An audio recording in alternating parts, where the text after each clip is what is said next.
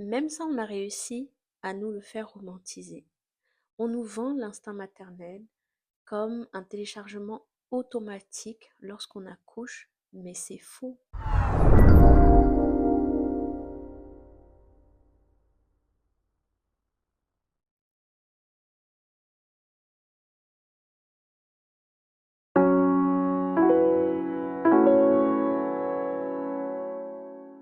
Bienvenue sur ma chaîne, je suis Louisette Bahana, radiesthésiste, conseillère en bien-être. Aujourd'hui, je tenais à faire cette vidéo parce que après un cheminement spirituel, une initiation spirituelle de la vie, j'ai compris que je devais travailler sur pas mal de choses en tant que maman, apporter un équilibre à mes enfants et surtout pour que mes enfants n'aient pas à se libérer de tous les traumatismes que j'ai eu à porter jusqu'à maintenant parce que dans ma lignée familiale, eh bien, il y a énormément de traumatismes, aussi bien venant du père que de la mère et surtout de la femme parce qu'on est très liés.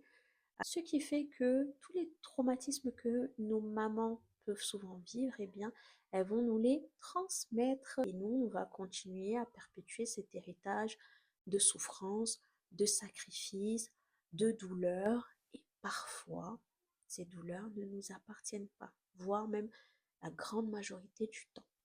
Ce n'est pas toutes les femmes qui ont l'instinct maternel. On apprend à aimer nos enfants. On apprend à devenir même maman. Mais c'est pas inné, c'est une construction et souvent même une lutte dans le monde dans lequel on vit aujourd'hui. Au Cameroun, voire même en Occident, on attend de la femme qu'elle sache tout faire de nature. Je me rappelle, tout ce que j'ai eu à faire dans ma vie, il y avait toujours ce volet où, oui, mais dans ton foyer, si tu sais pas te laver, ton mari, si tu ne sais pas faire à manger, ton mari, si tu sais pas faire ça, ton mari. Sans entrer dans les détails, on me disait déjà qu'il fallait que je sois disponible pour un homme, mais on ne m'a pas appris à être une mère. Ou du moins, ça n'a pas été explicite. On ne m'a pas dit, bah, quand tu seras maman, avec toute la bienveillance et la douceur qui est nécessaire à moi, à mon caractère. Parce que on grandit dans des sphères qui sont assez violentes, verbalement, et aussi physiquement. Mais personne ne parle en fait de la fatigue sur le plan cellulaire que ça engendre quand on essaye de jouer un rôle qui ne nous a pas été enseigné. Personne n'en parle. Personne ne dit, bah, tiens, tu sais, quand tu seras maman, il y aura de l'épuisement, il y aura de la fatigue. On nous montre juste le côté romantique de la chose. Moi, aujourd'hui, je suis maman, j'adore mes enfants, j'aime mes enfants. Et je me lève pour mes enfants, spirituellement, physiquement, je me lève pour mes enfants. Mais c'est épuisant. Le sacrifice qu'on nous impose aujourd'hui comme étant une norme. Je me rappelle la séparation avec le père de mes enfants, parce qu'à un moment donné, j'ai vu les années qui passaient et tout, et je me suis rendu compte que même en ayant des enfants, la situation s'empirait. Ce qui s'est passé, c'est que fallu passer par la justice pour établir des choses, parce qu'il y a des profils d'hommes, quand eux n'ont pas décidé, qui ne supportent pas, eux, on les lâche. Et c'était mon cas. Il a fallu que je décide que c'est terminé, qu'on ne joue pas avec moi, qu'on ne joue pas avec mes enfants. On n'a ni appris aux femmes en devenir comment être une maman, et encore moins aux hommes. Je trouve que dans notre société, même européenne, on le lui impose, mais on ne dit rien à l'homme. Bon, ça c'est un autre cas. La justice, la société, présuppose que la capacité maternelle de la femme, c'est par défaut. La femme est celle qui se bat même pour avoir ses enfants. Lorsqu'elle se sépare de son homme, attention, bec et ongle, elle est là, elle dit non, moi je veux garder mes enfants. C'est une surcharge. Moi je suis désolée, je comprends toutes les femmes qui ne veulent pas avoir d'enfants aujourd'hui parce que c'est extrêmement lourd à porter, seule au quotidien. Je vois déjà venir certaines personnes qui diront oui, mais t'avais qu'à bien choisir ton partenaire. Ah bon? Moi, je vois des femmes qui sont en train de juger celles qui partent parce qu'elles pensent avoir mieux fait en restant dans une relation qui est complètement asphyxiante qui les tue à petit feu. Et puis le sacrifice, c'est totalement normal que la femme soit toujours en train de prier pour que l'homme soit moins infidèle et qu'il vienne s'occuper de ses enfants, ou qu'il soit beaucoup plus mature et qu'il soit présent pour ses enfants, pour sa famille. Ce volet-là où on est complètement exploité et utilisé. Et lorsque j'ai vu que mes enfants étaient utilisés comme source de chantage affectif pour que je reste dans une relation où je me sacrifiais, où mon énergie était complètement dilapidée, et là je parle sur le plan subtil, par quelqu'un qui n'en avait que faire que j'aille bien, sauf quand il fallait venir me pomper mon énergie, eh bien, à un moment donné, il a fallu que je dise stop. Mais derrière, ce qui se passe, c'est que quand tu refuses une relation qui t'épuise, qui tue à petit feu, eh bien, c'est toi la mauvaise. Bah, tu te retrouves seule face à toi-même. La famille du monsieur n'est pas là. Le monsieur n'est pas là. Personne n'est là. Et en fait, pendant toute cette expérience de séparation, je me suis dit, au début, il y avait cette colère quand je me suis séparée. Je me disais que c'est vraiment... Ensuite, j'ai commencé à me dire, bah attends, je vais pas porter le poids toute seule. Et j'ai fait 1 an comme ça à me débrouiller toute seule. Bon, déjà que quand j'étais avec la personne, il n'y avait pas de présence. J'ai fait mes 2 grossesses vraiment toute seule. Je me suis dit, attention, faut pas tomber dans le piège de la rancune et commencer à te dire que non, tu vas tout porter toute seule, parce que 2 enfants en bas âge, c'est chaud. J'en ai parlé à l'avocate et l'avocate a dit non, c'est un profil qui est pour moi dangereux. Vous faites ça, vous savez même pas où il habite, cet homme, vous savez pas ce qu'il fait. Bref, elle m'a fait comprendre que c'est mort. Il faut même pas que je m'imagine aller donner mes enfants à cet homme-là. Et ça m'a quand même cassé, ça m'a coupé l'herbe sous les pieds, parce que je me suis dit, je mets du mien et en plus, je ne veux pas tomber dans ce schéma de commencer à mal parler cet homme-là à nos enfants. Normalement, le poids que ça génère en silence, c'est que faut tout porter seul. Il faut se débrouiller seul. On ne peut pas se plaindre. Et même quand on veut y mettre du sien et parler à l'ancien partenaire, lui aussi, cette personne-là nous laisse, en gros, nous démerder. Il y en a d'autres qui vont venir dire que, enfin, t'as choisi d'être maman et tout. Je suis désolée. Si j'avais toutes les données nécessaires pour bien choisir mon homme, pour faire des enfants quand il faut, j'aurais utilisé ces données-là. Pensez pas que si on veut se séparer, que ça devient quelque chose qui nous tire dans les entrailles. C'est tout simplement parce que la personne qui est en face, elle fait preuve peut-être d'immaturité, elle n'est pas prête, qu'elle ne sera jamais prête, que nous aussi, à un moment donné, on a été immature en tant que femme. Et une fois qu'on a des enfants, les données changent. Ce n'est plus pareil. Si vous êtes une maman, un parent qui regarde cette vidéo, vous vous êtes séparés. Est-ce que vous êtes séparés parce que vous étiez heureux? Parce que je suis désolée, aujourd'hui, on se sépare quand ça ne va plus. Et je pense qu'on est la génération qui ne veut plus supporter ce que nos parents ont supporté auparavant. Les tromperies, les mensonges. Ouais, quand quelqu'un joue avec votre cerveau et que derrière, bah, vous essayez comme vous pouvez de gérer pas mal de choses. Il est aussi dit, parce que il y a ce type de profil d'homme, mais ce sera dans peut-être une autre vidéo. Mais juste, je le mentionne dans le sens où il y a des hommes qui ne veulent pas faire, qui ont plein d'autres choses, plein d'autres à côté, qui vivent des polyamours, et ça, sur le plan énergétique, ça peut s'expliquer aussi. Mais ils sont pas présents et ils ne vont jamais l'être, sauf si ils décident en fait de prendre conscience de leur schéma et de travailler dessus. Mais un homme aujourd'hui dit immature et irresponsable, c'est un homme qui a arrêté de grandir à un moment donné, qui va chercher des proies. En fonction, moi, de mon vécu, je parle ici de pervers narcissique. Bon, bah, c'est une personne qui est très égocentrée, qui est très narcissique, qui ne pense qu'à elle et qui pense que le monde tourne seulement autour d'elle. Et donc, elle va manipuler les personnes qui l'entourent. Et des fois, on pense que les personnes les plus manipulées, ce sont les compagnons ou les compagnes. Mais au final, c'est des gens qui manipulent facilement leur entourage, qui leur montrent seulement ce qu'ils veulent. Vous savez, quand vous vivez avec quelqu'un dans l'intimité, c'est différent de quand vous croisez la personne dehors, que vous faites un coucou vite fait, vous vous parlez. En fait, quand vous vivez dans la même maison avec quelqu'un, vous voyez jour et nuit cette personne, vous voyez ses ombres, vous voyez ses lumières. Ça peut prendre du temps.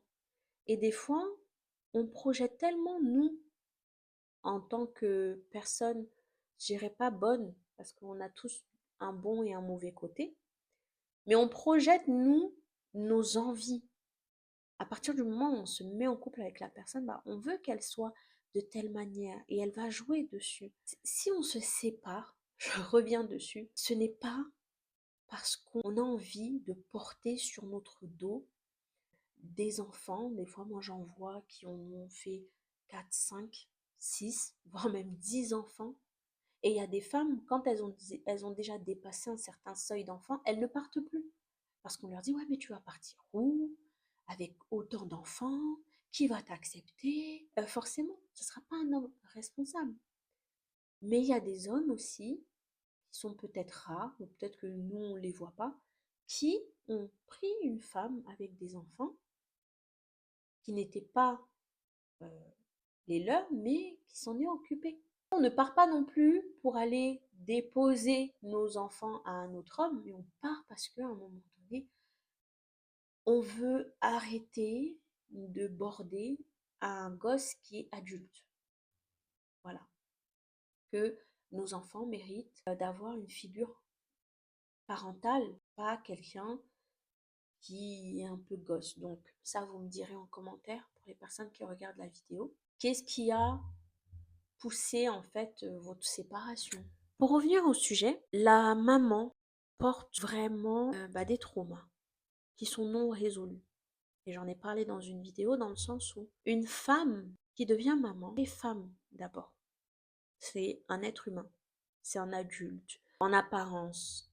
Mais ce rôle de maman, elle est en train de le découvrir. Et c'est pour ça que je parlais de construction et voire même de lutte au début parce que on est entre nos traumatismes qu'on a vécus en tant que femme, en tant qu'adulte, avec des hommes qui nous ont trahis, qui nous ont blessés, qui nous ont trompés, qui ont joué avec notre mental, qui ont joué avec le fait qu'on les aimait, qui ont joué avec le fait que, eh bien, on voulait soutenir aussi la famille, on voulait être présente, on voulait construire, tout simplement, on voulait construire. Et ces gens-là n'étaient pas disponibles à construire. Eux, tout ce qu'ils voulaient, c'était une batterie sur laquelle ils allaient venir se recharger. Et moi, dans mon exemple concret, je suis passée par le même schéma que ma mère. À un moment, elle s'est retrouvée avec un, deux enfants. Il a fallu qu'elle fasse un choix. Est-ce que je me pose, je m'occupe de mes enfants? Ou alors, est-ce que je cherche l'argent, je me mets avec un autre homme? Sauf que elle n'avait pas fini de guérir de toutes les trahisons qu'elle avait vécues. Et quand je parle de trahison, je parle de traumatisme qu'elle a vécu avec des membres proches de la famille, des amis, des personnes qu'elle a aidées. Moi, j'étais complètement lésée et j'ai vu ma propre mère porter des charges qui ne lui appartenaient pas. Et elle se battait avec tout ça. Elle était indisponible, non pas par manque d'amour pour moi, mais vraiment parce que son espace intérieur était saturé avec tous les traumatismes qu'elle avait vécus, les traumatismes aussi de ses parents. Aujourd'hui, en fait, j'aurais jamais pu imaginer parler avec ma mère, mais j'en apprends énormément. Et c'est lors d'une hypnose transpersonnelle que j'ai découvert que je ne pouvais pas avoir d'empathie, je ne pouvais pas avoir de compassion envers ma mère, tout simplement parce que je souffrais, parce qu'elle me faisait souffrir, parce qu'elle avait des mots très durs. Mais c'est aujourd'hui qu'on arrive à mieux s'expliquer. Je comprends, peut-être mon message ne va pas passer avec tout le monde, mais mon cheminement, en fait, c'était de comprendre ce par quoi les femmes de ma famille sont passées pour les personnes qui croient vraiment en tout ce qui est spirituel et énergétique. Je commence à avoir une compréhension des choses, du vécu même que je peux avoir parce que on a le transgénérationnel qui nous suit, on a le karma, on a les énergies, les programmes qui sont dans nos cellules et qui font que on va revivre les mêmes schémas encore et encore. Nos parents vont nous transmettre ça et on va le vivre encore et encore. Et tant qu'on ne dit pas non, tant qu'on ne se rend pas compte qu'il y a quelque chose, il y a des liens familiaux à briser, eh bien, on va continuer encore à revivre les mêmes situations, avec des personnes différentes, certes, mais on vivra exactement pareil. Et moi, j'ai décidé que je ne vivrai plus avec un homme qui me manque de respect. Je ne vivrai plus avec un homme qui n'est pas présent pour ses enfants. Là, c'est vraiment surtout ça. Moi, je suis en train de me sacrifier et je vois quelqu'un qui volatilise à la moindre frustration. Alors que moi, je gère tout. Je n'ai pas le moyen, moi, de m'enfuir à chaque fois qu'il y a une difficulté. Même si je peux aussi décider de le faire. Je voyais quelqu'un qui allait s'évader à chaque fois qu'il y avait une difficulté. Et quand on a eu des enfants, c'était pire. Ça veut dire que je n'avais aucun soutien, ni moral. Et on parle d'une femme qui vient d'accoucher, de 2 enfants en un laps de temps, et qui n'a pas le soutien de son compagnon. Je l'avais déjà pas avant. Ce n'était pas surprenant. Souvent, on se perd à croire que le fait qu'on soit de telle manière, eh bien l'autre en face sera forcément comme nous on est. Mais on a juste un personnage devant nous. Ce personnage a beau être notre compagnon, ça reste un personnage. Cette personne-là sait pourquoi elle s'est mise en couple avec vous. C'est pas par amour. Et désolée d'être très dure, pour certaines personnes, il y en a, ils se mettent avec vous, c'est pas par amour. C'est vraiment plus pour l'énergie que vous apportez, la dynamique que vous lui donnez à cette personne. Il y a des couples, on grandit ensemble, on découvre la vie de parents ensemble, on apprend à être parents, mais certains peuvent s'y perdre. À partir du moment où j'ai compris ça, je me suis dit, là, va falloir que tu fasses un choix. Et j'ai fait le choix d'être présente pour mes enfants, mais vraiment pleinement. Il a fallu que je lutte contre les projections après ma séparation. Il y avait tellement de brèches qui étaient ouvertes, dans le sens où, vous savez, les gens vous font de la magie tous les jours. Et ça peut être de la bonne comme de la mauvaise magie. Mais la magie noire, il y a des gens qui la pratiquent tous les jours et ils ne se rendent même pas compte. Quand vous êtes bien avec la personne vous dit: «Oh, mais t'es génial, ah là là, comme je t'aime, je sais pas ce que je pourrais faire sans toi, tu es vraiment merveilleuse.» Ensuite, quand vous partez, ouais, mais de toute façon, c'était une folle, c'était une manipulatrice, c'était une sorcière, elle faisait des dingueries, elle cassait tout dans la maison. Et vous voyez, quand cette personne décide de faire sa magie noire avec tout un groupe, et que vous êtes épuisé, et que nous, notre corps, c'est un canal énergétique, eh bien, toutes ces mauvaises paroles, vous savez comment ça agit sur vous? C'est que ça entre en vous. Ça vous crée de l'anxiété, ça vous crée des peurs. Vous savez pas d'où ça vient. Pourquoi j'ai peur? Pourquoi je suis aussi épuisée? Pourquoi il y a cette fatigue? Mais qu'est-ce qui se passe? Vous vous posez tout un tas de questions. Et vous savez, à ce moment-là, vous quittez votre ancrage. L'ancrage, c'est vraiment être pleinement dans votre corps. Et vous commencez à analyser tout et n'importe quoi dans votre tête. Vous êtes tout le temps dans votre mental. Donc, vous sortez de votre corps, donc vous ne ressentez plus grand-chose, mis à part des fois des douleurs. À un moment donné, on a des craintes, des peurs, et on ne sait pas d'où ça vient.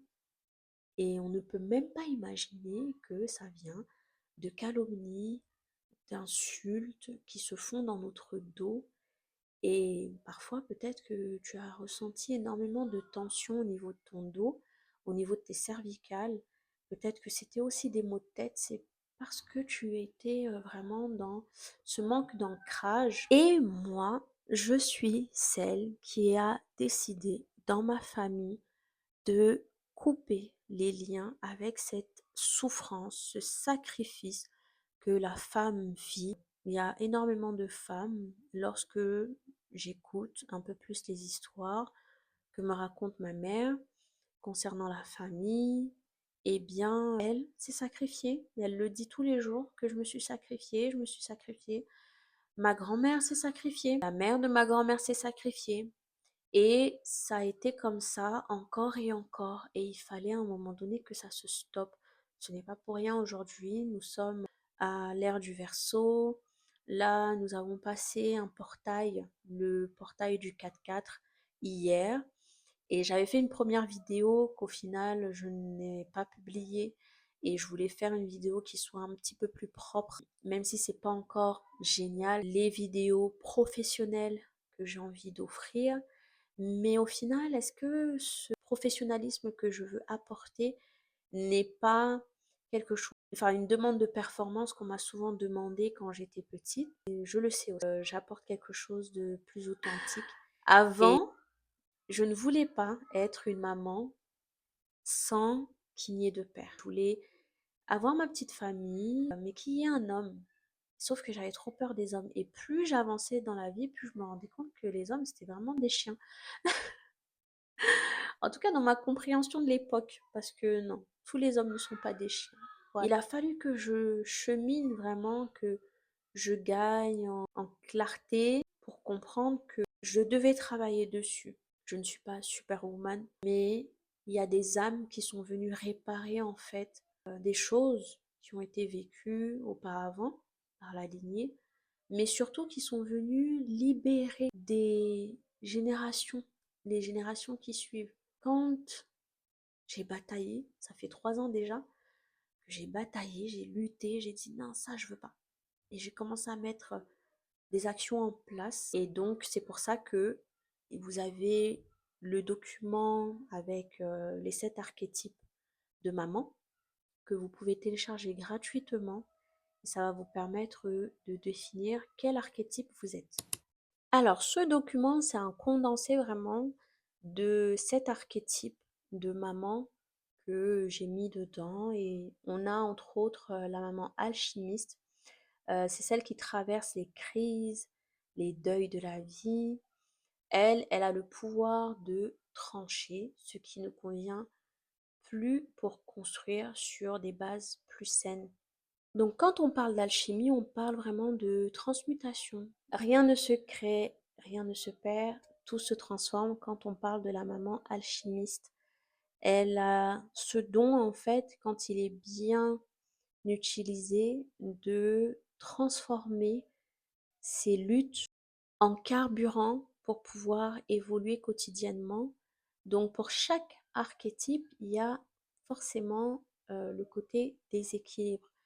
Et la maman alchimiste, quand elle se sent souvent au bout du rouleau, elle est prête à s'écrouler parce qu'elle porte beaucoup trop de charge sur ses épaules. Je suis radiesthésiste et ce n'est pas pour rien. En tant que radiesthésiste, je ne propose pas de psychologie classique. D'ailleurs, je ne propose même pas de psychologie.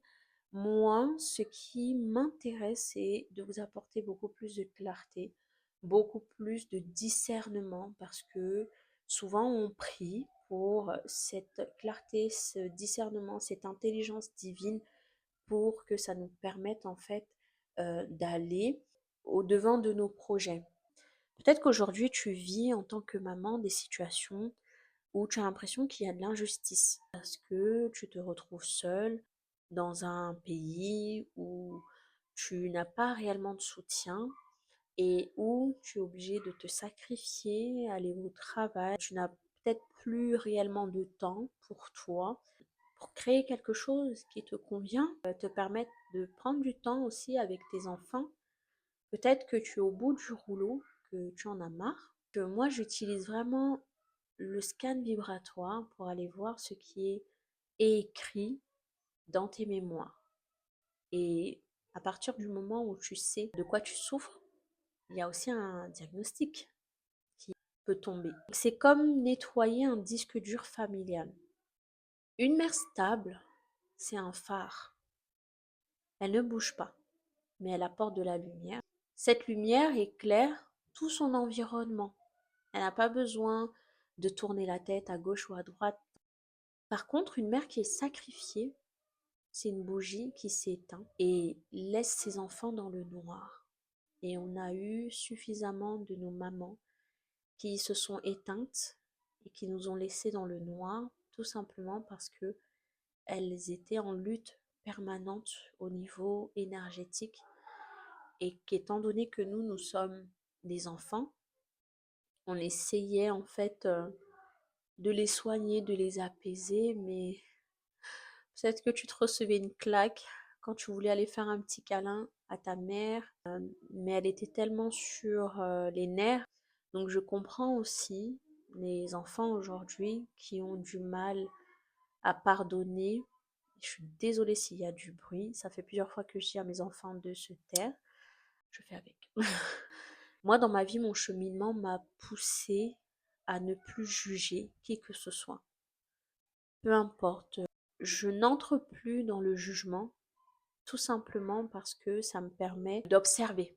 À partir du moment où on devient un observateur et non plus une critique, on comprend que ah, là, il y avait un point sur lequel je dois travailler.